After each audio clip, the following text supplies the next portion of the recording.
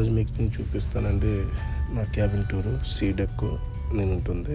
ఇది నా rank card. దాంట్లోని నా డ్యూటీస్ అన్నీ ఉంటాయండి. ఎమర్జెన్సీ అయితే ఏమి చెయ్యాలి అనేసి నేను తర్వాత ఇప్పుడు లోపలికి ఎంటర్ అవుతున్నాను. చిన్న క్యాబిన్ అండి, చాలా బాగుంటుంది.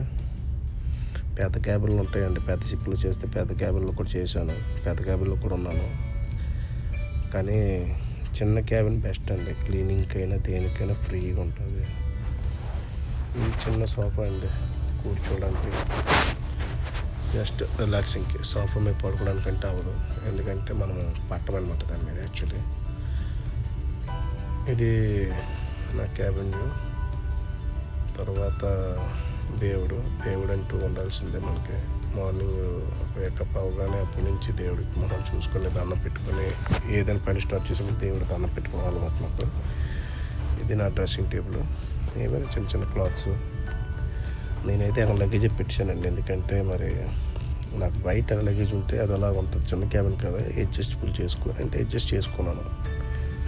2 ఆర్మర్లో క్లాత్స్ ఉంటాయి, డైలీ యూస్ క్లాత్స్. 3 ఆర్మర్లోనే ఇన్నర్సింగ్ సూట్, లైఫ్ జాకెట్. తర్వాత ఇది నా బుల్లి టాయిలెట్ అండి. అంటే చిన్న టాయిలెట్ బాగుంటుంది. చిన్న క్యాబిన్ అయినా సరే అన్ని ఫెసిలిటీస్ ఇచ్చాడండి.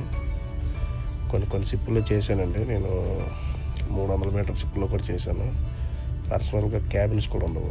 క్యాబిన్స్ కూడా ఉంటాయి కానీ టాయిలెట్స్ ఉండవు. కానీ ఇది చిన్న క్యాబిన్ అయినా ఇంక్లూడింగ్ ఇచ్చాడు కదండి. పర్సనల్గా చాలా బాగుంది. ఇది రిఫ్రిజిరేటర్. Thank you.